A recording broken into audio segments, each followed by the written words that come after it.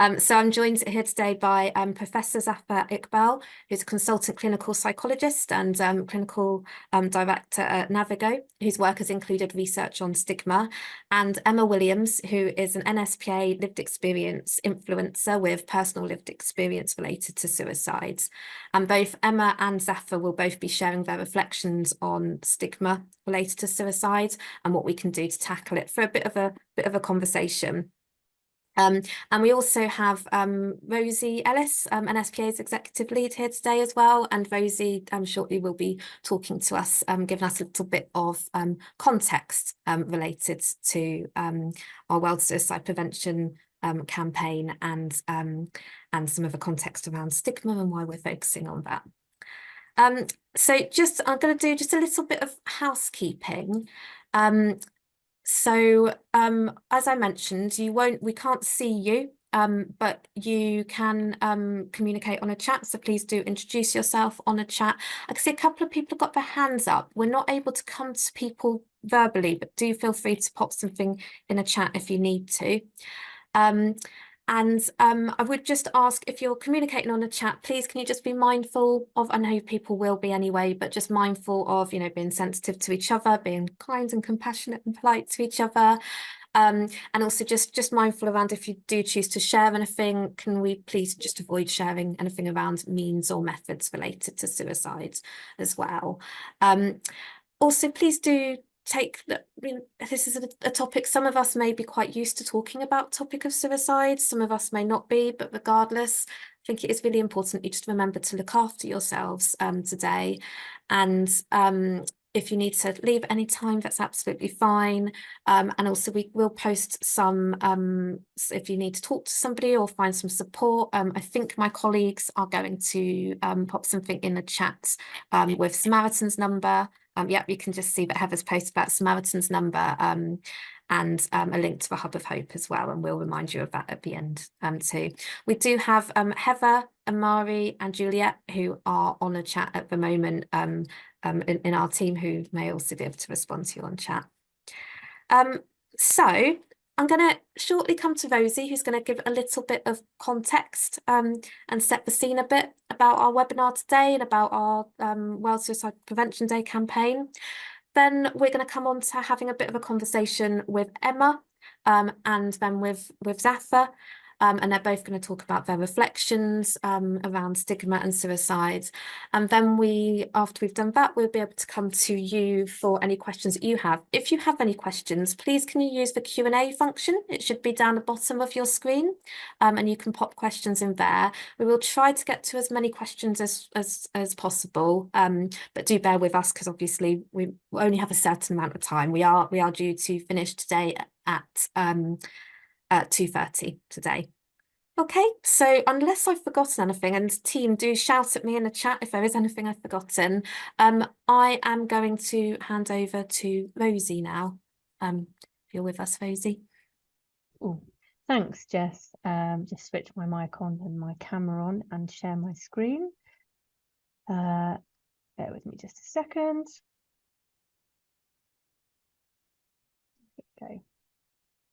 So yeah, I'm just going to explain a little bit about this campaign that we launched on World Suicide Prevention Day last week, called Language Matters, which is really all about starting conversations around suicide and thinking about how we talk about suicide. So we kind of want to open up some space to think about what is and isn't helpful in the ways that we talk about suicide, but also kind of trying to give people more confidence and think about the things that they can do to reduce stigma relating to suicide. So on World Suicide Prevention Day, we kicked things off with a bit of a social media campaign and getting people to share some of their tips and things that they do in having conversations about suicide.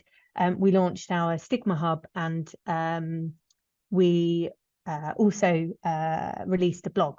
But actually, World Suicide Prevention Day was the first day of a campaign that's going to run through the autumn. So just to sort of say a bit more about the campaign itself then. So how was it developed? So the theme around reducing stigma actually came from working with one of our NSPA influencers who helped secure a small pot of funding to help us do some work on this campaign. It was on the basis that we would do something around reducing the stigma of suicide. So that was kind of where we started right back at the beginning of the year.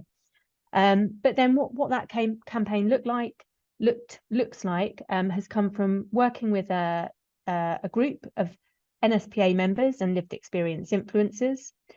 We went out to our membership and also did some of our own research around what's going on out there, what are people doing to tackle the stigma of suicide. So and we asked members to share resources and information with us as well, which we've used to sort of shape our campaign hub, which I should emphasize is, very much a sort of live page. So we welcome anybody sharing resources and information that you think are useful and relevant to go in there.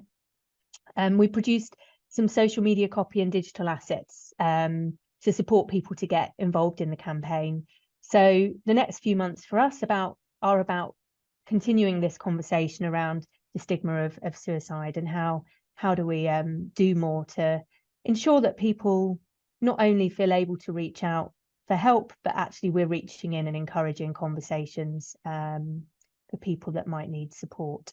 So I just want to say a thank you to the working group. So you can see a list there of organisations and the individuals that supported in. As I say, it's a combination of members that put themselves forward for the group and people from our lived experience network. So thanks so much to that group for all their input, ideas, reflections, sharing of skills in terms of helping us with some of the design work and things. And as I mentioned, our campaign this year, we received a little bit of funding from the Girdlers Charitable Trust. So just want to acknowledge that support and say thank you. So a couple of we wanted to sort of ask you a couple of quick questions. So I think I'm right in thinking hopefully that a poll, because I'm sharing my screen, I actually can't see anything from the team at the moment, but a poll should come up. We want to ask you a couple of quick questions before we begin around how confident, yes, I can see it's popped up on my screen. A couple of quick questions. So how confident do you feel in having a conversation with someone about suicide? And then a second question, what do you see as the biggest barriers for people to start conversations about suicide? So just to sort of say today, so we're kind of wanting to gauge what people's understanding and confidence is at the beginning of this webinar, hopefully in hearing from Zaffer and Emma. I think, hopefully some useful reflections and things to think about in terms of how we can better have conversations about suicide. But what I will say is this event is really the sort of start of a series of different ways that you can learn more about stigma and learn more about how you can support people that are suicidal. So I don't expect that today is going to give all the answers, but we hope that through the range of activities that we're running over the next few months, we can get some good conversations going. So this is a bit of a baseline, and we'll kind of check in with people through the campaign. So just briefly about the campaign itself then. So we know that words hold immense power, and how we talk about suicide can either perpetuate harmful stigma or build understanding and support if we're having those conversations in a way that is compassionate and understanding and giving space to the individual. We know that staying silent on the subject can also increase stigma and prevent people from reaching out. And so that's a really important point, I think, that whilst obviously we want to have a conversation about, what is and isn't helpful and really getting us to think about how the language we use is important, we also don't want to stifle people or, add to anxiety that people might have about having conversations in the first place. So it is very much, it's important to say something, and not stay silent. And as I mentioned before, we kicked off the campaign on World Suicide Prevention Day, inviting everybody to start the conversation, rethink how they talk about suicide, and join us in trying to create a kinder society, which feels really important at the moment. I mean, there's a lot that's going on in the world, and important that we've got these spaces to talk and be kind to one another. We want to challenge the myths around suicide and remind everyone that talking about it doesn't increase the risk, and that's a really important point to raise.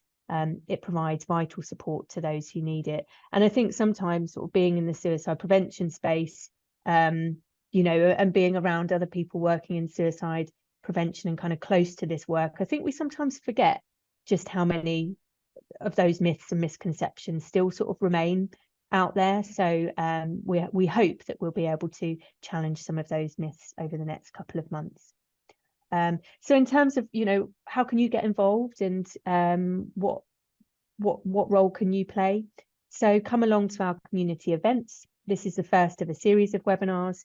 We're also holding some online conversations, which are much more about, I guess, webinars. We bring in people with experts and people sharing their experiences. Our online discussions are much more about bringing members together and encouraging a bit of discussion around what different organisations are doing. So the focus is a bit more on the people around the table at those events. So do come along to those events, and there's more information on our website. Spread the message. There is a comms toolkit. Again, if you go to our suicide and stigma hub on the website, you'll find more information there. And I'm guessing that I think probably one of the team will have been posting some of these links in the chat while I'm talking. And as I mentioned before, you know, we really encourage you to contact us if you think there are resources, information, things that we can put on our stigma and suicide page. So finally, just a couple of things. I mean, we're going to hear more from Emma and Zaffer today about their experience and understanding of this topic. But just to say, what do we mean by stigma? So those are negative attitudes, beliefs, and misconceptions surrounding the topic of suicide. This can prevent people from talking and seeking help due to fear of being misunderstood. So just a little bit of framing that, I guess, and I think this will come out in the webinar today, is that stigma's quite a sort of multifaceted concept, really. And so when we think about stigma, there is the stigma of suicide itself, and we know that there's huge stigma for people that have attempted suicide or living with suicidality. Of course, there may be other experiences or sort of identities, if you like, that of a person that we know can be highly stigmatized. So people with mental health issues, there are other experiences that people might have. So there can maybe multiple ways in which someone might be stigmatized and judged by society. Today we're going to touch on different types of stigma. So if we think about sort of public and societal attitudes and the way that we think about suicide, there's self-stigma, and that kind of internalization of some of those public and societal attitudes, which can lead to then sort of anticipated and perceived stigma. You know, if you've had lots of experiences of being judged by others, you may well get to a point where you start to sort of anticipate that, you know, all around you, which is very distressing. And of course, we need to think about the things that contribute to stigma and the role that, you know, the things that we can do in those areas. So we know that the media plays a huge part in perpetuating stigma, and it's why things like media guidelines on suicide prevention are so important.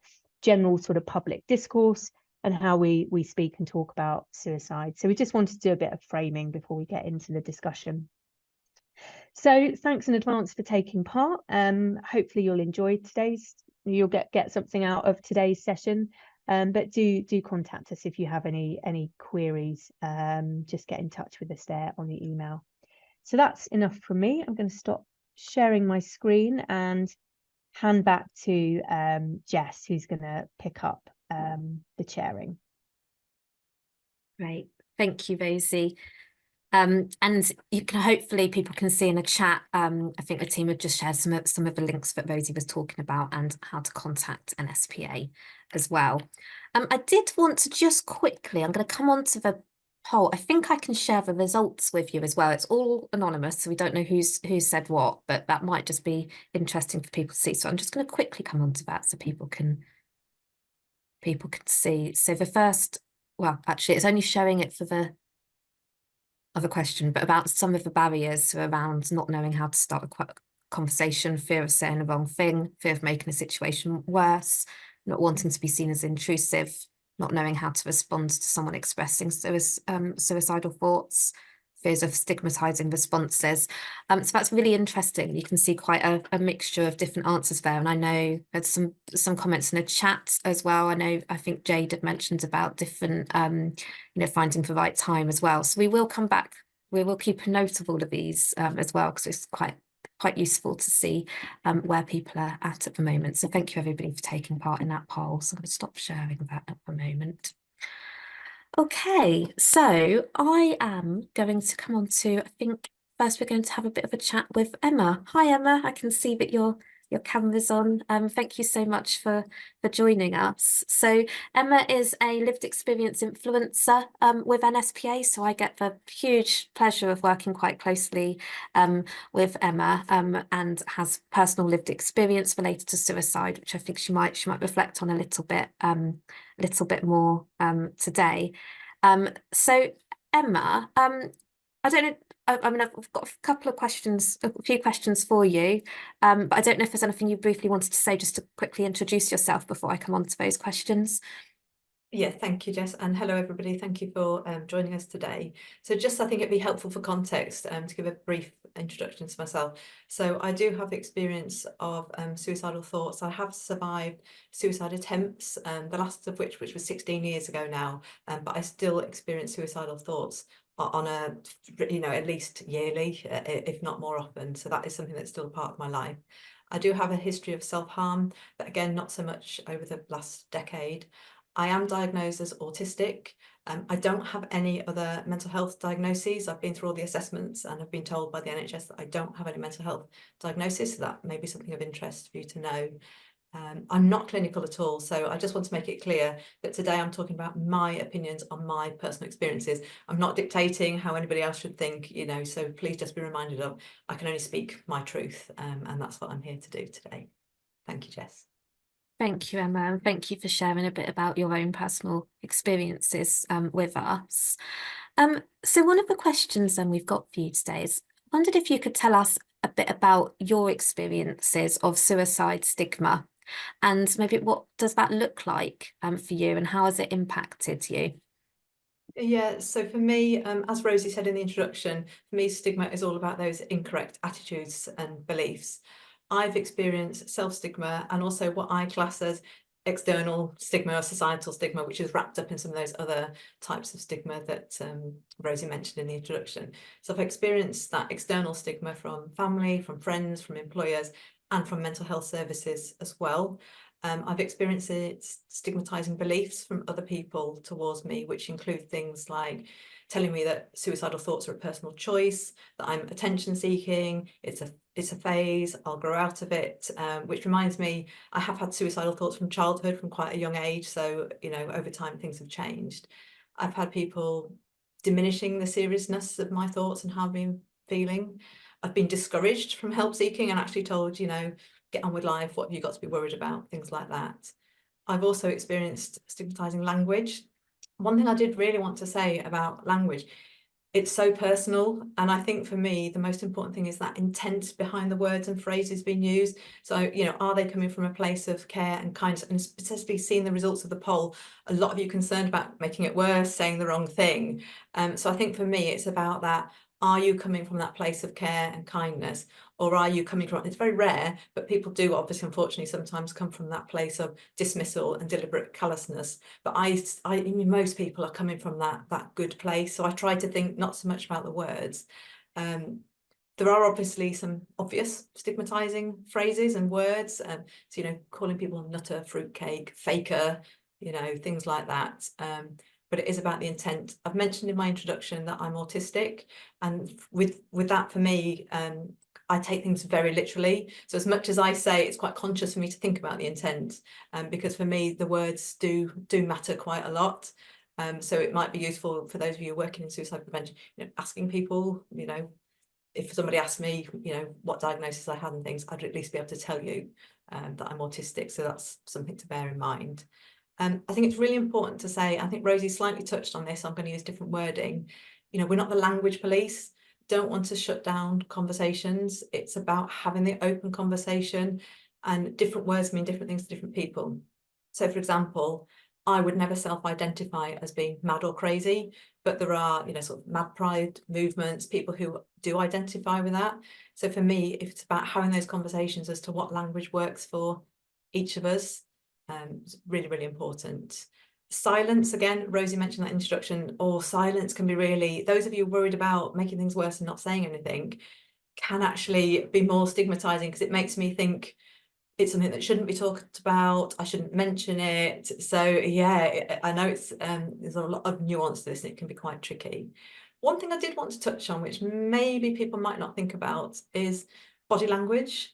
So it's not just the language of the words, but I've had eye rolling, you know, mentioning that I'm experiencing suicidal thoughts, and people making it clear that they don't want to have the conversation, and that's fine.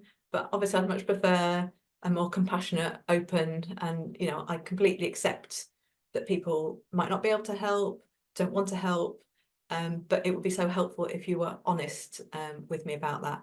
I also have some personal experience of supporting people who are experiencing suicidal thoughts and behaviours, so I do have an understanding, and I have found it incredibly difficult. And I've been in that situation where, and I'm not professional, I've not been able to support that person. I've had to have those difficult conversations, because it's important we all do what's right for us and keep ourselves safe. But I think it's that open, compassionate conversation, really, really important. In terms of the impact of stigma, I think that's something else you asked, Jess. For me, it's all been negative, let's face it. The stigma is negative. It's contributed to, it's never been the cause, but it has contributed towards some of my suicide attempts, and it's generally very unhelpful. It has reduced my help seeking for a very, very long time, particularly when I was younger. So the impact of stigma for me has been very, very long lasting. That one or two bad experience can carry through for decades. I think that's really important with any campaign trying to tackle stigma. For me, unfortunately, with services, I have had mostly negative experiences. Things like being told I've got capacity, have a cup of tea, feeling like the cause, in inverted commas, of my thoughts have not been understood, incorrect assumptions, and a lack of two-way conversation, and being discharged to no support when I've told the service that I am actively suicidal. And to me, stigma from service providers seems worse to me, because I feel that the service should have that knowledge and information. So friends and family and employers, you know, so stigma, it feels different to me depending who and where it's coming from as well. Speaking of employment, the stigma of suicide very much has affected my employment, gone through different phases of disclosing, not disclosing, but what I have found is that employers, when it really comes to the crunch, a lot of employers say they understand, but I found that they don't. And for me, the most stigmatizing responses were twice with two different employers. I have been signed off sick because of my suicidal thoughts and behaviours, and that's when the stigma seems to come out. So it's a very tricky one with employers, and what are the responsibilities. And I think that'd be a whole other webinar, so I don't want to go down the road of that. But for me, the impact of stigma, employment is one of those areas for me. Friendships, I have lost friends over it. I've been outright told that people don't want to be my friend anymore once they've known about my suicidality. I think the phrase these days, I mean, I should have said at the start, well, for context, I'm 43, so I'm, you know, in my mid-40s now. So I've been, you know, ghosted by friends and people disappearing. People seem to be okay with me talking about my suicidality when, you know, I'm fit and well and healthy, I'm having the conversation today, but often, a lot of them, not all, but most, do disappear when the reality of what it's actually like to be around somebody who's suicidal. And again, I'm only speaking from my experience. I don't blame people. It's not at all about blame. I don't enjoy about being around myself when I feel like that either. So, and I know from my own experiences how difficult it can be supporting people. So it's definitely not about blame, but there is certainly that stigma there. I do have, which I think is quite positive with friendship, and it's through having the conversation, a friend of mine who, by their own admission, isn't able to cope, if that's the right word, when I'm unwell. But we just know that we don't message, we don't see each other. I will send a message, say, I'm struggling right now at the moment. I do tell her I'm experiencing suicidal thoughts. And she's like, really sorry to hear that. And I know that she can't cope with it. We've got that mutual understanding, but she's absolutely like, can't wait to see you when you're well, and, you know, we'll go to the gym, the cinema, whatever. And that works well for us. So it doesn't have to be that black and white. You're in my life or you're not. So I think that's quite important when it comes to stigma.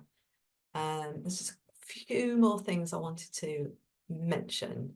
Obviously relationships, like personal relationships, massive impact, and has resulted in me being single for quite a long period at various points in my life.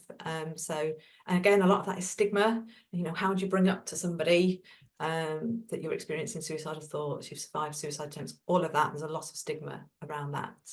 But with all of that said, so that can be quite negative. So with all of that said, there have been some positives. I do believe there's more conversations these days, there's more awareness. My self-stigma has massively reduced over time. I would like to say has gone, but I do know sometimes there's a little bit there. I'm not ashamed of my suicidality. It's not something I particularly talk about unless I feel it's helpful or useful. It's something that happens to me and I have to deal with it. So I do share how I feel. So I feel like I've mostly overcome the self-stigma. However, I then thought I'd get all this gateway to fabulous support. I still experience a lot of stigma from services, which is my experience, which is a shame. And I know perhaps later on we'll come on to talk about that more. So for me, I do now ask for help. The silence was the biggest problem for me in the past, but it isn't now. But it is those responses that can be very dangerous and damaging and force me back to silence if I get that stigmatizing response. Some of those examples I gave at the start. Excuse me. So I do know that silence would be the killer for me, and I have to find ways to work hard to introduce that. And I suppose finally, just to reiterate what Rosie said in the introduction, stigma is huge. And I was going to use the same words, you know, anybody here on this webinar, highly likely to be used to having the conversations, maybe not have any stigmatizing attitudes at all amongst ourselves in the room. And it's still out there. It's massive. And I think we can forget that. So yeah, and that's why I'm here sharing today. Thank you, Emma. And thank you for sharing so much about your own experiences and how you've experienced stigma personally, and really in quite a nuanced way as well. It was really interesting hearing about how you've navigated that relationship with your friend, for example. So thank you for sharing that. And I know you've already touched upon this a bit. You've spoken about some of the experiences you've had you know, in services and with friends. And what advice would you give to people, individuals, about how to start a conversation about suicide, and when doing that to avoid adding to the stigma when starting that conversation? Yeah, so what I would say from my personal perspective, I am very pro having the conversations. I absolutely think for me, the silence is the killer for me, and a bad conversation, in inverted commas, although it can be dangerous and damaging. To me, it's not as bad. I'd rather have the conversation. It shows that somebody's interested and care. So for me, the silence is the worst. So I'm very, very pro about having the conversations. However, that said, you use the word, Jess, nuance. There's a lot of nuance. The conversations, you know, in my opinion, they need to be safe, they need to be appropriate, they need to be respectful, they need to be two-way. And I've done some thinking about what I find helpful from the person who's trying to support me. So I think obviously we want the two-way conversation, but it's about the person supporting me sharing responsibly as well. I will be highly distressed, clearly, at that time. So it's okay to tell me about your own experience of suicidality. It might be helpful for me to know, but don't try to compete with me as to who's had it worse and things like that. You know, so it's about sharing with empathy and purpose. Certainly not sharing any suicidal methods and means when we're having the conversation at all. That can be, you know, hopefully it goes without saying, potentially triggering and dangerous. So steering the conversation away from anything like that. But of course, I think using the direct words as well, there can be some fear. And I find if the person is using euphemisms and not asking me directly, are you having thoughts of suicide? Have you made any plans? And especially because I'm autistic, I won't get, you know, if it's a euphemism, whoosh, I won't have a clue anyway. So I'd say, please, and also it gives me confidence. If you use the word suicide, I think, this is a person I can have the conversation with. You're not afraid to say the word. So as daunting as it may be or may feel for some of you, that's for me, it's a really helpful thing is to be direct. Also, the conversation not to be perfect. Like, we don't have the answers. It's okay for you to tell me, I'm out of my depth here. I want to help you, but I'm not sure how. I much prefer that honesty. I'm not expecting you to fix me. It's not your responsibility. I think if you can, don't panic, don't judge me. And I think what's really, really important from my perspective is if I'm chosen to tell you, it's because somehow I think you can help. So for me, I only disclose when I'm looking for help. If I was going to act on my thoughts, I would just be silent. I wouldn't tell anybody. So for me, it's really, really positive. And this myth of the attention seeking, I find very frustrating, to say the least, because for me, it's like, actually, this is such a positive thing that I'm telling you. So I think is to kind of bear that in mind and how important it is. And you may need to pass me on to someone else, a different service or a different person, that's fine. But please don't rush and be like that, because I'm fully aware that A&E exists. I'm fully aware I've got a GP. I'm fully aware of all these things. So I think it's that, please listen to me carefully. Validate me as well. So not dismissing me, reassure me that telling you is the right thing to do is helpful. Just generally being open and approachable is helpful. For me personally, just the way I think, or whatever it is, so helpful for you to be very, very clear in a conversation that you don't want me to die by suicide. If I don't know, the silence, I again think you're sort of colluding with the suicidal thoughts, because that's how I will be feeling, even if you haven't. So I think being crystal clear that you want me to be safe and well is really important in part of a conversation. I do know that ultimately I'm responsible for me. I don't experience psychosis. I am considered by the NHS to have capacity, although I would kind of, when I'm in a mental health crisis or suicidal crisis, I would debate the kind of whether that really is true for me or not. But I do acknowledge and agree that I am part of the conversation as well. So back to that, don't try to fix. I think really helpful and can be forgotten with a conversation is, I've had the thoughts for a very long time, for decades, just asking. I will forget in that moment to tell you. So I think asking, is this the first time you're having the thoughts? Have you had the thoughts before? Will really help steer the context of any conversation you're having with someone, and particularly for someone like me, who's likely to have a lot of ideas as to what might help me to stay safe.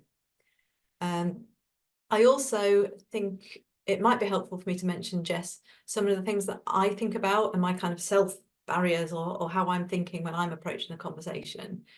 So for me, I do think about who to tell, where, what, how, what I'm hoping to achieve. And I generally, I only speak up if I think you're going to say or do something helpful.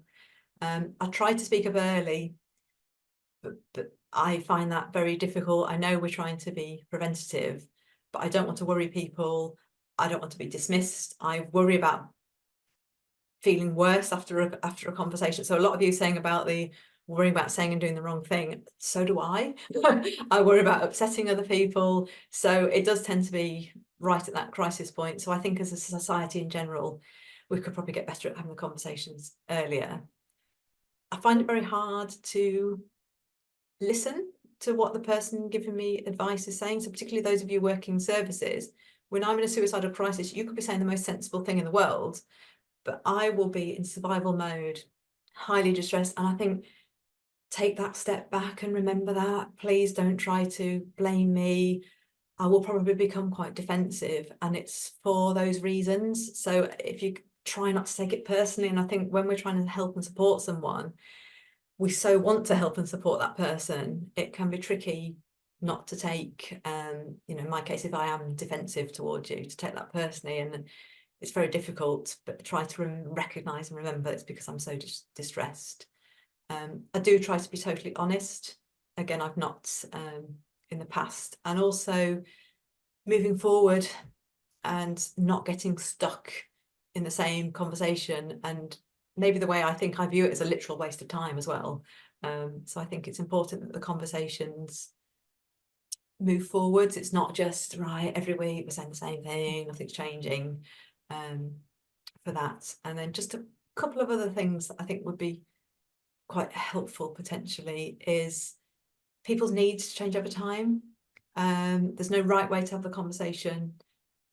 I'm experienced and I try to have the conversations up front when I'm feeling well enough, but it's taken me a lot of self-work to get to that point. You know, I never thought I'd be here doing these webinars, you know, if you'd have asked me even 10 years ago. So it's taken an awful lot to get here. So giving time. And then I think the final thing I just want to say on this point is my relationship with my suicidality changes over time. Yeah. So as a result, my perspective on what's a helpful conversation changes over time. So I think there's a need for ongoing conversation and revision. So what I'm saying today, if you ask me in a year's time, I might think differently. So it's just important to not set things in stone. Yeah. Thank you, Emma. There's just personally, there's a lot of things that you've said there that I can really identify with too, as somebody with lived experience. And I guess I don't want to put words in your mouth, but one of the things I'm hearing from that as well is about how important it is for people to be asking the person, you know, what, and working with the person and involving the person who's experiencing suicidality, because that can be so different for different people. And I guess that's so tightly linked to being able to have the conversation. The only way to do that is being able to have a conversation, right? Yeah, thank you. I've just got one last question to ask, but briefly, because I think you've already been touching on this, but if there's anything else you wanted to add to it, add to this, what do you think support services could be doing to reduce the stigma of suicide? Yeah, and just to add on to what you said as well, it is that working together, because I recognise that I'm not a clinician. So, but it's not about the us and them. I want to make this really clear. It's about being collaborative and working with me, because there's clinical expertise, there's research data out there. So I'm not saying just listen to me, you know. So it is about that two-way working. But I feel that can be lacking. There are some obvious things. I have unfortunately had quite a lot of bad experiences, but more recently better ones. So I will also talk in a second about what's been really helpful. But unhelpful things, you know, I have experienced sort of the cool clinical communication, so that, you know, non-judgmental, being compassionate would help a lot. I think we've got to get rid of this attention seeking. The attention seeking and you've got capacity attitudes are so not my experience, and so dangerous and damaging. And for me, it's not attention seeking, it's me desperately trying to get some help because I want to stay alive. I think another thing for services to think about with stigma is it's very different, I think, when somebody has intervened and I've been brought to your door versus me choosing to come. So particularly if I'm choosing to come and use you as a service, you know, I really do want that help. And I think as well, it's important to acknowledge that we don't necessarily know the answers. We don't. The suicide rates are high. It's still far too high. So I think for services, it's about working collaboratively. I can't say it now. Collaboratively, involving more lived experience, having that open mind. I know there will potentially be a blame culture. So I've had it where services have wanted to get rid of me so I don't sort of die on their watch type approach. I think as a society, and I understand it because there is a blame culture, and it's really, really difficult and it's not nuanced. But I think to sum it up quickly, because I know I'm very conscious of the time, it's about that open two-way dialogue, engaged, you know, with the NSPA Lived Experience Network. There's not just me, there's a lot of us, and what I want from a service will be very different. So I think it's having that open conversation, and for services not to view constructive criticism as an attack. I think that would help as well. There's a lot I could say, and I just quickly just want to finish on some positives because I have had some positive experiences. So for me, it's about trying the service again and finding different services. So over time, I have changed my approach and attitude towards services. I've not necessarily been in the best place to engage. So I think it's don't blacklist us.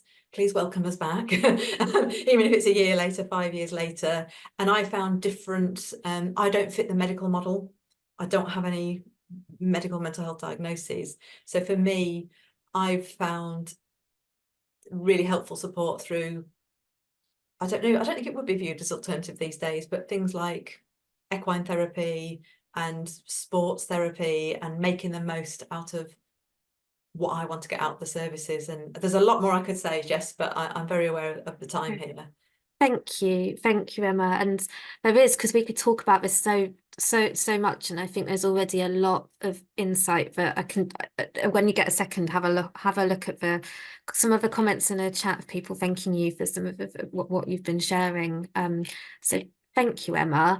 I know we just, for anybody who's popped a question in the Q&A, we will come to questions. What we're going to do is, once Zaffer's spoken, then we will come to questions from you, from people shortly, so that both Emma and Zaffer get opportunity to answer those questions.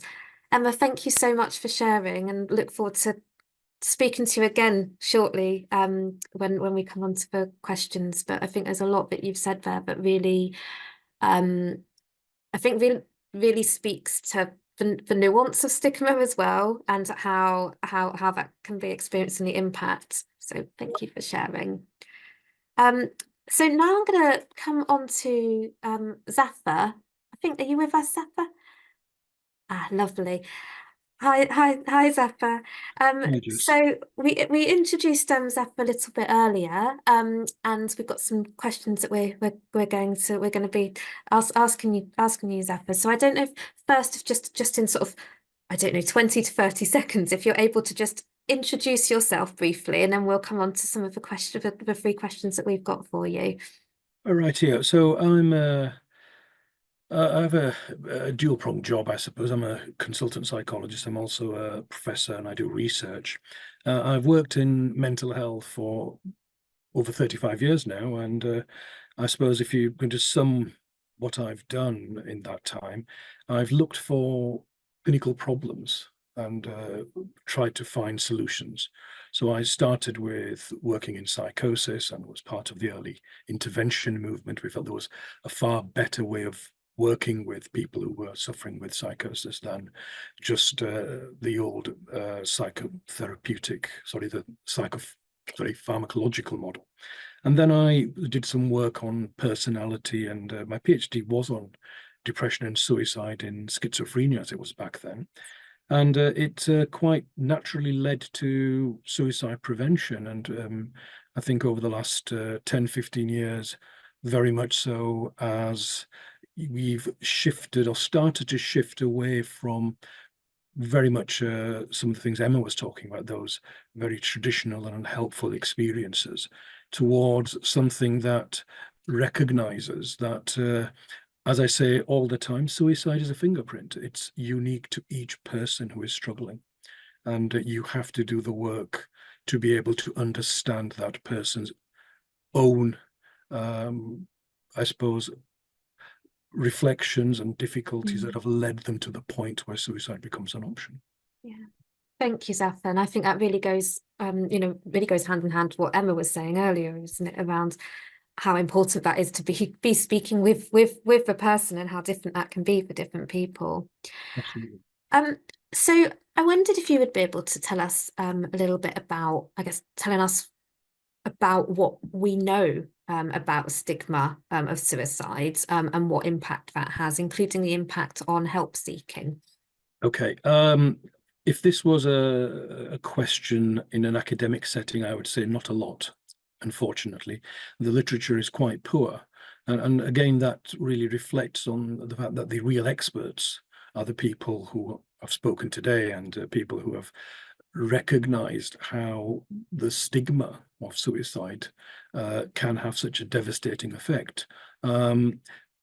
It's hard to talk about suicide, and we've talked about the negative attitude of people when they hear somebody has any level of suicidality, whether it's thoughts or intent or their planning or behavior. And this is something reflected in society. It's also reflected in our views of ourselves, and Rosie touched upon this at the very beginning today. And it's hard to talk about suicide. It's hard to seek help, and these barriers that exist, they exist because we struggle with our own sense of worth. We struggle with our own fit in terms of our ambitions, our desires, our hopes. And suddenly we are now seeing suicide as an option, and these things do not seem possible. And in that situation, to come along and say, I want to talk about this and be heard, is a very difficult thing. If anything, we talk about how you start the conversation, and I know people have mentioned that what if you say the wrong thing? What if it will make it worse? It's very hard to say the wrong thing. Emma said it perfectly.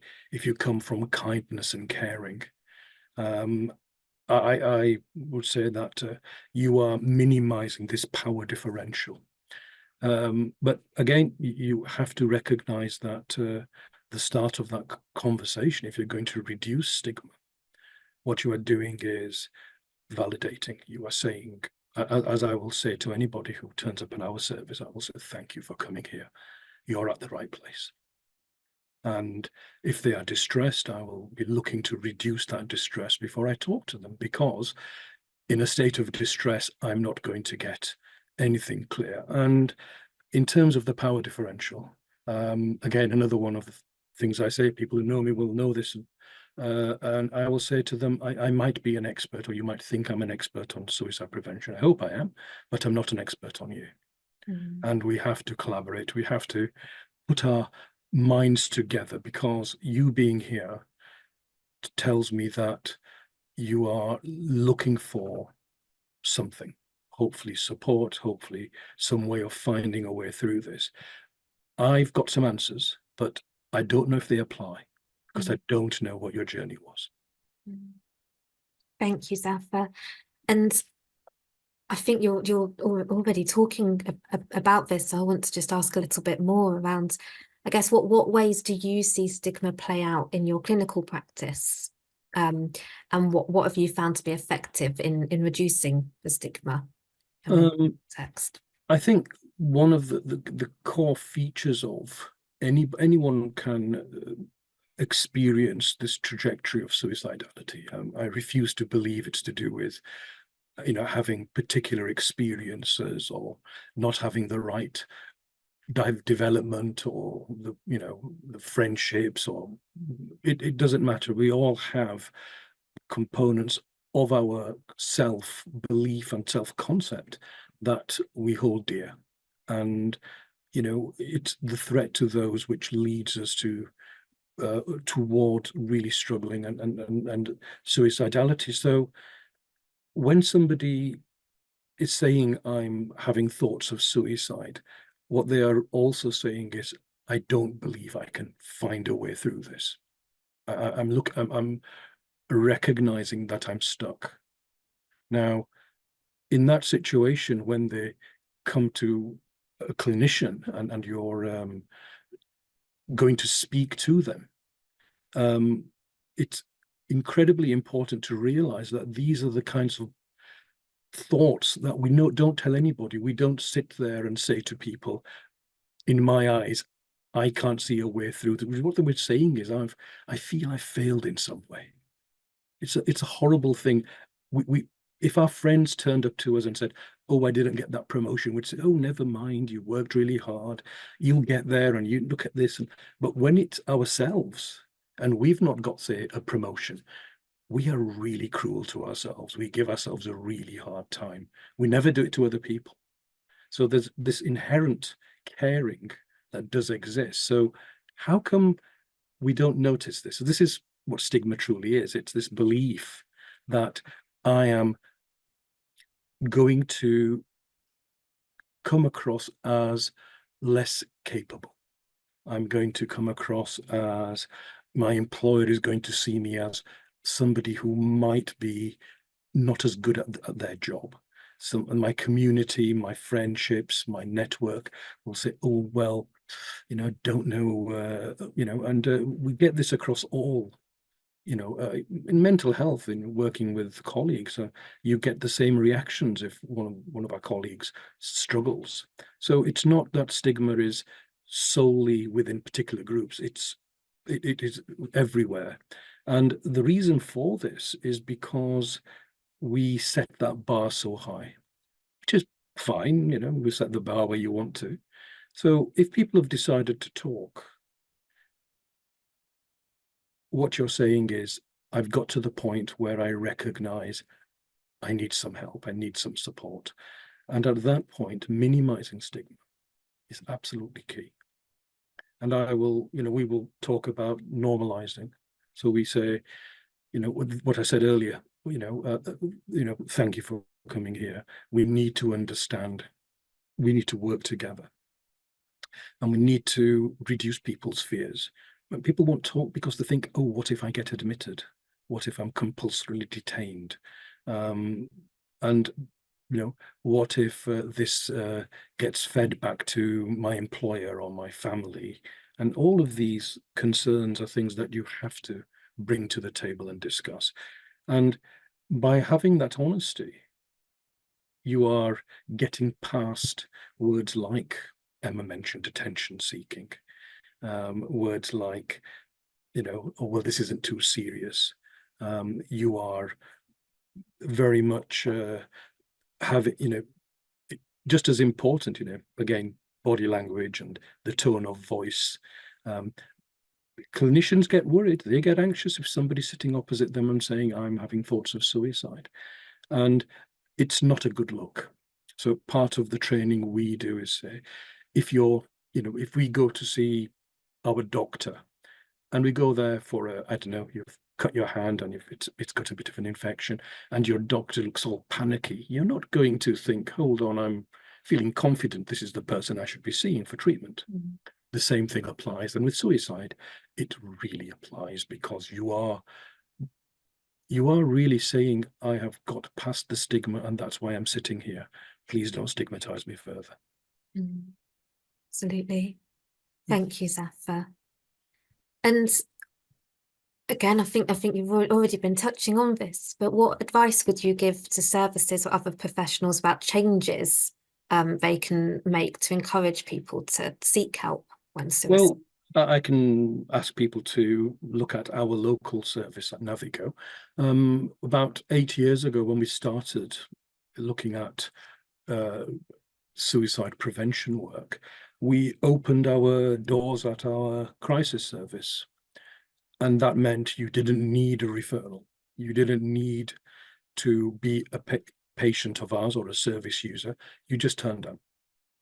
And we absolutely agreed. I don't think many of my crisis colleagues particularly like the fact we did this, because sometimes the pressure is enormous, but we've still kept them open. And that's almost 10 years later. And we did this during COVID. And what we recognized was that if you are going to reduce, you have responsibility for reducing suicide rates in your area, that you mustn't put barriers in the way. And that is a piece of work that we keep refining. And for a small area with 2-3 small towns, we have a vast number of individuals who come our way, and they don't just come with mental health problems. They don't come because they're struggling with, they come with everything. We get referrals from domestic violence services, from people who have autism, or people who have just lost their job, or have had a relationship problem, or have just been sent a legal letter, or everything you can think of, health conditions. And we start with that process of saying, thank you for coming.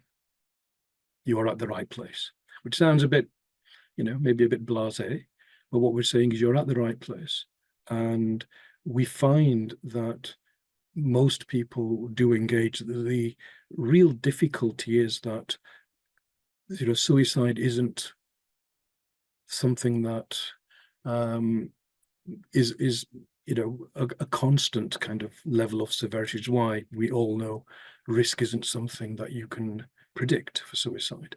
So what you have is something that can seem to be being treated. You'll be happy, your client would be happy, but you also are aware that they could go home and the next morning they could get something in the post and they could go right back to where they were when they first came. So you have to build in systems for this. And this is where we struggle, because at that point, with that distress, to be able to engage with services becomes incredibly difficult for most people. And you are back to feeling stigmatized, feeling I'm the one who is not able to see a way through this. So I always say that we shouldn't be doing the work on suicide, which is very controversial and gets me into trouble. And I say that we're waiting for everybody who needs our services to feel that I have no other choice. I have to go and knock on this door.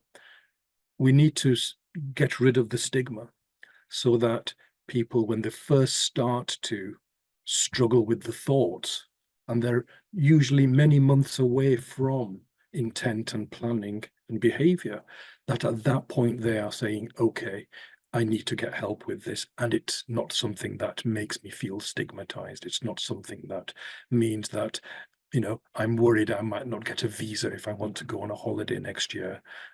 It's not something that's going to make my school suddenly ask me more about my parenting skills. All of these things come into our minds, and we feel not just more overwhelmed, we feel that we don't belong as much. We feel we're more of a burden. We don't find this way forward. And that's where this, the hopelessness comes from. So, stigma itself is, we did a piece of research looking at barriers for men, just this small group. And we did that because we knew locally the rate was 4 times that for women. And I know nationally it's 3 times. So we were really looking at this, and we found that there was very little research that explained this. But what we found was that the reason men felt stigmatized was, one, this masculine image, that if you're a male, you don't struggle. A real man doesn't have mental health problems. So we've looked to dissipate this myth.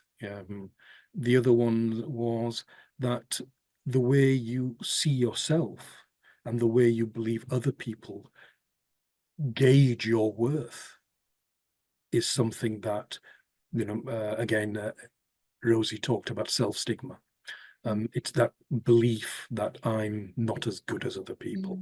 And you get that from your community, you get that from social media, you get that from, again, friends and employers and people like this. And the other one was from clinicians. Again, this was touched upon by Emma, that you have clinicians who will say some really quite crass things. Well, if you really wanted to die, you wouldn't have rung that ambulance, not realizing that you could want to die, you could do something, and you can change your mind as soon as you've done it. because this is the level of understanding you require to clinically work with suicide well. And when you validate, when you ask what, and I will sit there and I'll say, what changed your mind? What? Because I need to know, because that's something that will really help me to help you to consider that maybe there are things that will help. And they'll say something like, well, you know, I remembered how important this was to me. And you say, right, okay, I'm going to, little things, I'm going to change your, if you don't mind, can we change your phone, the picture on your phone to this thing, so you're reminded every time you look at your phone. So little things like that. But I wouldn't know that if I said, well, come along, I know what to do and do this and do that. You have to minimize the stigma. And it's one of the most powerful, 35 years on, you know, when you're told you should have burnt out by now, it's one of the most powerful things that acts as a catalyst for you to keep going. So I think my view is that services should be looking at reducing stigma, and the best example I have of this is what was done with HIV and AIDS in the 80s, and I think it was a brilliant campaign. It took the whole of the population towards better understanding about safer sex, about transmission. We did something similar with COVID, but you know, not as powerful. And I think we need something like that for suicide, because I'm absolutely certain that you would have far less stigma within the way people are treated, but also how they see themselves when they are seeking help and having any thoughts of suicide, if you were working on this earlier and recognize that there is a trajectory potentially here. Yeah. Thank you, Zaffer. There's so much there that there's, and again, I think so much of that links to what Emma was talking about as well. But there's something that really struck me when you were talking about how that thank you for coming to see us. That if there's something about being met with warmth, I know that sounds really maybe soppy or something, but there is something about being met with that really human warmth within that of we're glad you're talking to us about that really hit home as well. Thank you. I think there's a lot there, and I can see there's quite a lot in the chat. And Zaffer, if you want to have a look at, there's some things people have said in the chat, sort of a lot of things saying about some of the powerful things you've mentioned. There are a couple of questions that have been put on the chat. Do pop them in a Q&A so that we can come on to, and we will come on to the Q&A now, I think.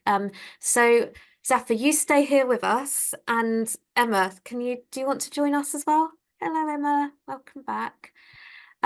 So we have some questions in the Q&A that people have. Just to say to everyone, we might not be able to get through every single question, but we will take a note of a question and see if there's ways that we can come back to them after this webinar if we've not been able to come to them as well. So we've got about 15 minutes maybe for the Q&A. To come to some of the questions that people have asked. So I'm going to go into the order. And some of these are directed at people and some of them are not. So I'm not going to do them in a particular order. There are some comments in the Q&A as well. So Emma, there's some comments for you saying things like you should be proud of coming here today and talking about and talking about your experiences, and thank you. So I just wanted to highlight that as well.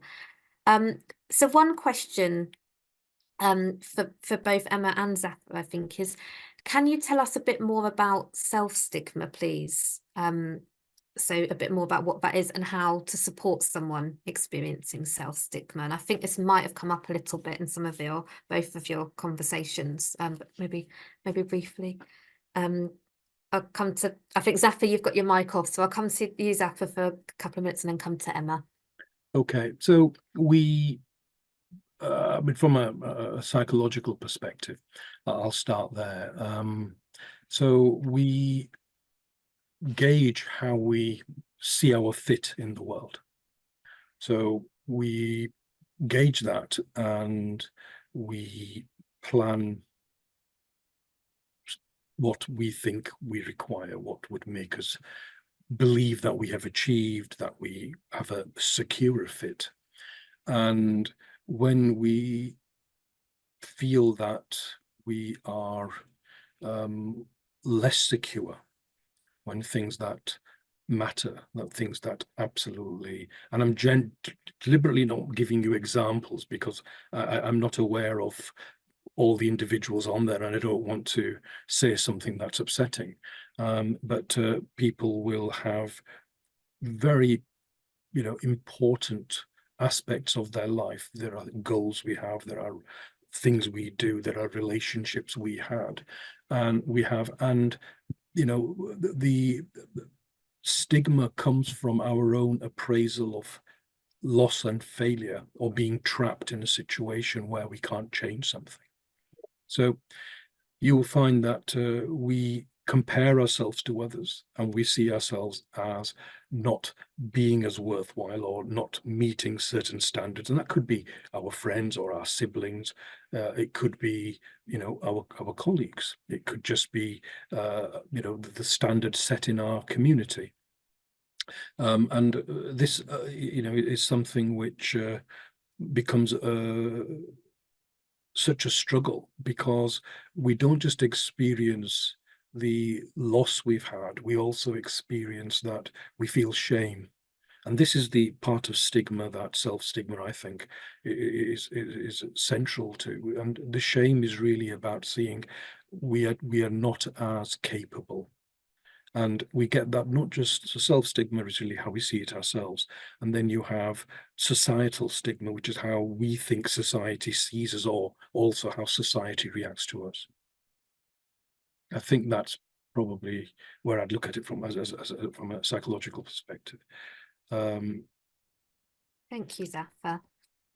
And Emma, do you want to come in on this as well? Yeah, for me, and obviously it's coming from my personal experience, I think for me, my self-stigma all stemmed from everybody else.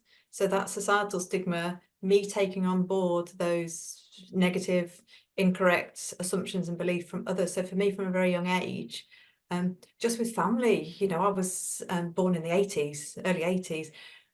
Didn't really talk about mental ill health much then, but I learned from a very young age that it was something you didn't talk about. It was something that was hushed away. I knew people through family connections who were struggling with their mental health, and it was all that we don't talk about, that we hush. So when I started, and I was at primary school, when I started to have what I called at the time funny feelings, because I didn't know anything about mental health, although I spoke out and told my parents about it, the reactions from other people, and including the GP, is what made me then form my own beliefs about my experience. So it wasn't me as an individual thinking, I'm not good. I didn't know when I was 10, I'm not good enough. I wasn't comparing myself. We didn't have social media back then and all the rest of it. It was all very different. So for me, I feel as though I took on board other people's negative attitudes and turned them into my own. And for a very, very long time, I thought, and I believed it, and I was stigmatizing to other people as a result. I believed that people who struggled with their mental health, including myself,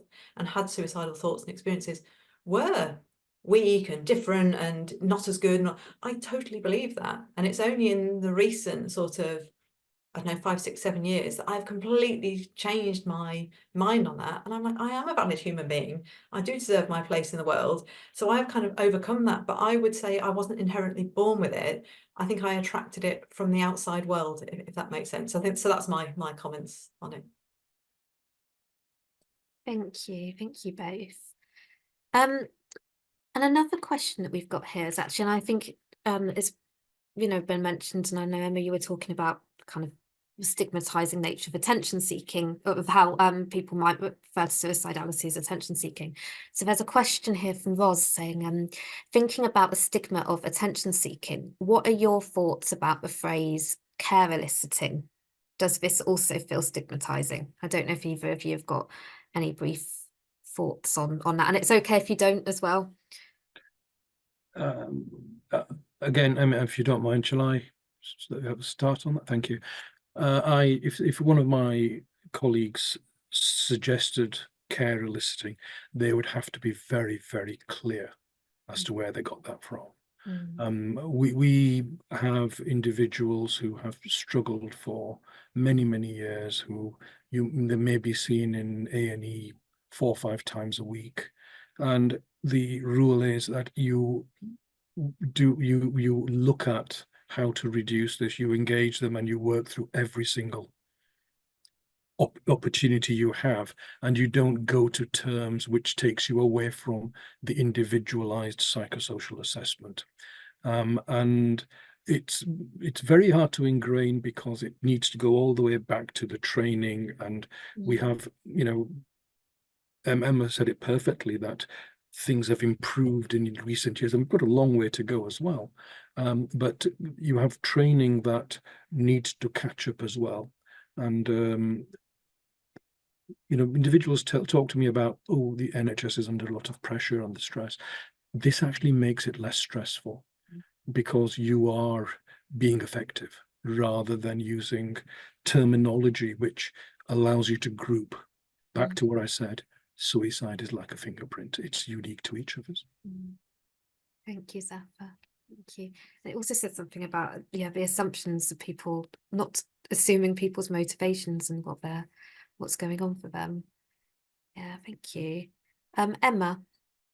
I just want to say, because I struggle with the whole concept of care assisting, because it just isn't my experience.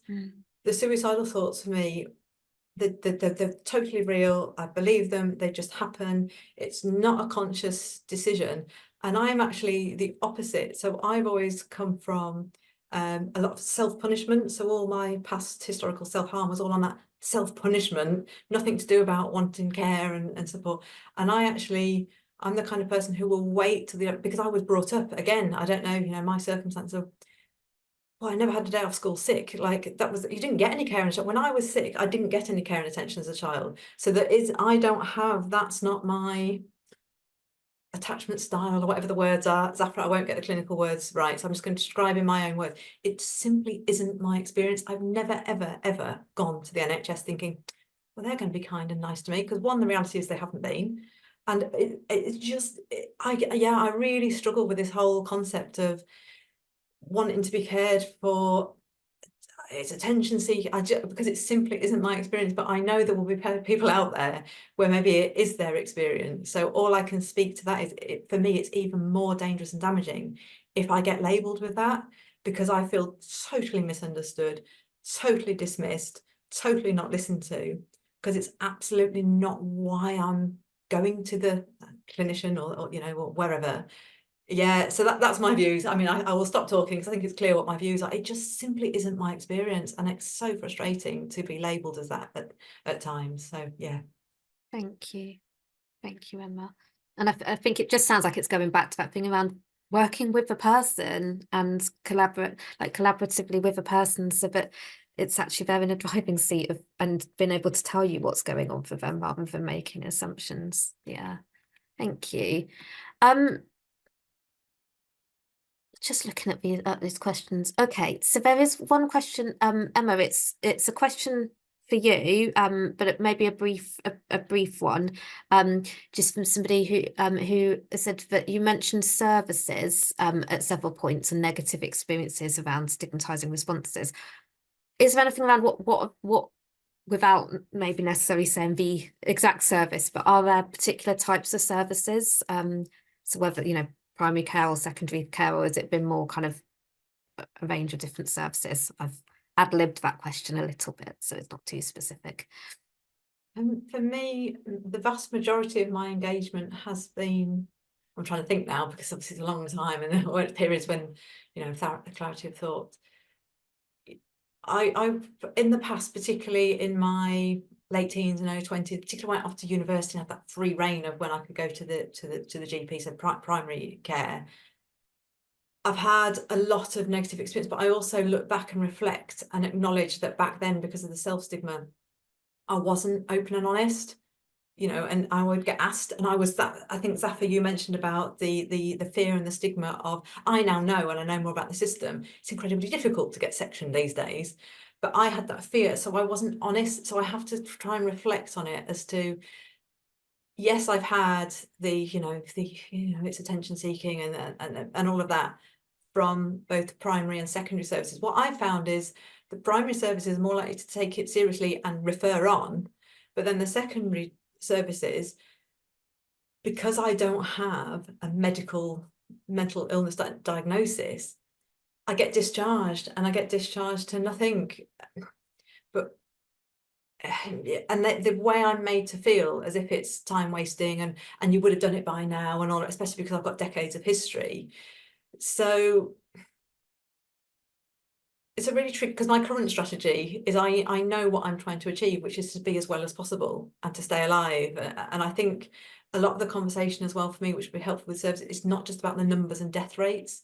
So I think there was some comments in the chat around frequent, I can't remember the wording, I might get it wrong, sort of frequent attenders and things like that. Well, I don't just want to be kept alive. I want to be kept, I want to have a good life. And I think for me, it's about, I'd never say I was having the thoughts if I didn't have them. I think it's about the seriousness. And I think all services, I think risk is a very difficult concept. So yes, it's been across the services, but what I will say is my own growing, learning about myself, I approach the services in a different way, and as a result get a better outcome. But I think anybody experiencing suicidal thoughts and behaviours for the first time, the service very much has to be the one that meets us, you know, 80% of the way. But I don't think it's about blaming or sweeping, you know, because I've had some excellent GPs, some not so good. You know, the same with therapists, and who's to say it was the therapist and was it right for me or not? Or so it's, I can't really, it's not, I can't answer. There's no black and white clear cuts. I'm afraid, Jess. So, but hopefully that helps. Hopefully really my helpful. thoughts Thank on you. it And there's help. something I'm hearing back from that is around sometimes when there's something about sometimes if you've used services for quite a while, and I found this, you almost tried to learn to navigate them and go, what am I going to, which can be really tricky as well. Thank you, Emma. Okay, so there's one question from Lottie, which is around what advice would you give to somebody trying to support a friend or family member when they don't see that person regularly? So for example, for contacts via phone or online, so they're not maybe picking up on that in the same way. And I'm thinking just if we can connect that to the topic of stigma in particular. So I don't know if either of you got some brief thoughts, and maybe I'll come to Emma first and then Zaffer, if you've got any thoughts about that. And again, it's okay if you're not sure. Yeah, what I would say again about that is we're all individuals, we've all got lives to lead. And I know from historically, when I'm experiencing suicidal thoughts, maybe not the right phrase, and again, the whole language matters thing, I'm going to use the language that I use. I become very self-centered, self-absorbed. I will forget that the person supporting me has got their own life and their own family and their own job and everything else. So I think it is about clear boundaries, particularly assuming the person helping me is well, in inverted commas, whatever well means. So I think it's been honest and clear about what you can and can't do, and for me to recognise that nobody's there to rescue me. I don't experience psychosis. So it's about, for me, don't underestimate the power of a text and how it goes, the kind of thinking of you, but it's thinking about your role. What are you trying to do as a support? You are not responsible for me, and especially when it's a long distance. So I think just reminding people, I mean, how bad are we all at not reminding our friends and family that we love them? You know, just in general in life, and we don't know what people are going through, and our colleagues, you know, how often do we actually tell people we appreciate them? So I think for me, it's that you're not there to fix me, and don't underestimate the power of that occasional keeping in touch. Yeah, and I think in terms of the stigma of that, just sending me a text to say you're thinking of me, it's not stigmatizing at all. Yeah, and I think there's probably a lot of context behind that question, and I feel there'd be some more specifics around it, so it's hard for me to answer. No, but I think that's a really helpful answer. And actually, that thing, just sending a text, say hi, I'm thinking of you, is really does a lot. Yeah. Thank you, Emma. Zaffer, do you have any brief thoughts on that? And then this probably is the last question we're gonna answer now, but do you have any brief thoughts around that? Yes. One mirroring exactly what Emma has said, and this comes from a compassionate contact, which is actually a proven way of providing people with the link where they feel, okay, there is someone out there who does see me as valuable, is checking in. And this was developed in Australia with the vast areas they had to cover, the flying doctor services, and it's been replicated many times. We do it up at NAViGO. You ring people after they've been discharged a couple of months later, and I'm just wondering how you're doing. Why don't you pop over for a cuppa? Might even buy some biscuits. And whether they do or not, you've left them a message and they know you're there. So a very powerful thing, and without knowing details of a case, I would never make more specific comments than that, but that's a key thing, that you are, just by checking in, you are reducing a person's belief that they don't belong, that they don't fit. The other thing is, and I've made this person a lot of money, I'm sure, over the years, there's a book called Choosing to Live, and it's by Rosie Ellis. And I recommend it to everybody who says, can you give me advice? I've got somebody who's struggling and I'm away, or I don't see them often, and I'm sure he's made a lot of money from this. I assure you I don't get a penny, but it's a really helpful book. It's written in an incredibly easy and acceptable way of framing quite complex concepts, not suggesting that people have problems with that, but I found no one's yet turned around and said to me this hasn't helped. Thank you, Zaffer. Sorry, I was trying to find my unmute button. Thank you, Zaffer. That's really, really powerful. And I can just see Emma, I think you've got your hand up, so I don't know if you're coming back to something Zaffer's just said. Yeah, and I just wanted to say as well, because I do have experience and I know how difficult it can be when you're concerned about a loved one, and I can only speak from my perspective, and nobody can watch me 24/7, and I wouldn't want them to. And for me, it's very important that as much as it's lovely to have contact with them, but I feel for me and how my brain is, ultimately I have to be the one that realizes that I'm a good and valid person. So yes, there can be things done, but that's not the thing that keeps me. It's not. I feel it's got to come from me. So I want to. I believe that for me, should I at some point, I'm obviously hoping not, but should I, for whatever reason, go on to die by suicide at a date in the future, I believe it will be because of my inability to cope with the thoughts. I don't feel it would be an external, it wouldn't be because somebody didn't text me the night before. So I just wanted to make it really, really clear. It's very, very helpful to have positive support from a friend or a relative, but it's not the answer for me. Like it's about me. Services can help, friends and family can help me to help myself and get those tools to try and cope the best that I can. I don't know if history would say I probably can't ever prevent myself from having suicidal thoughts, but how I manage with them, I feel there's that and I just think it's really important. And I've never been bereaved by suicide, so I can't speak from that voice. But what I can say from my perspective is, it wouldn't be you, like it wouldn't be somebody's lack of, or a slight wrong wording can be really unhelpful. Yeah. But I just want to make that clear from my perspective. So that was it. So thank you for coming back to me, Jess. Thank you. Thank you. Thank you, Emma. And I think that's something there that goes back right to the beginning. And I think Emma and Zaffer, you both spoken to this around the fear sometimes of saying the wrong thing can just stop us talking at all. And actually, it's very difficult to say the wrong thing when we're being able to talk about it. We're coming to the end of our webinar now. And it's, gosh, time's gone quick. But thank you both so much for answering the questions. If there's any questions we couldn't get to that people submitted, we will see if there's a way for us to come back to them.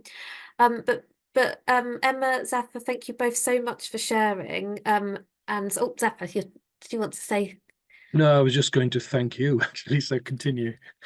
Thank Been you. a real Well, pleasure. thank you so much for sharing, and thank you everybody who's joined us. There are some resources on our hub on NSPA's website, and there's some resources that we've found that I think Heather might be popping on a chat. I've run out of time to talk about them in lots of detail, but if anybody has got some additional resources specifically around stigma and how to have conversations around suicide, please do get in touch with us, and we can maybe look to pop that on our website as well. Yes, so thank you everybody.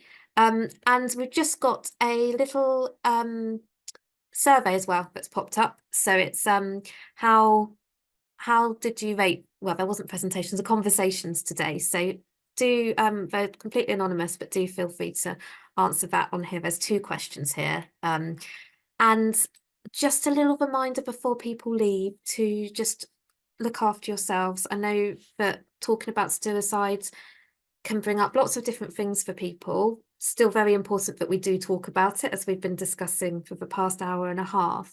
But I think Heather can just pop in again some numbers for you to call if you do want to talk to anybody.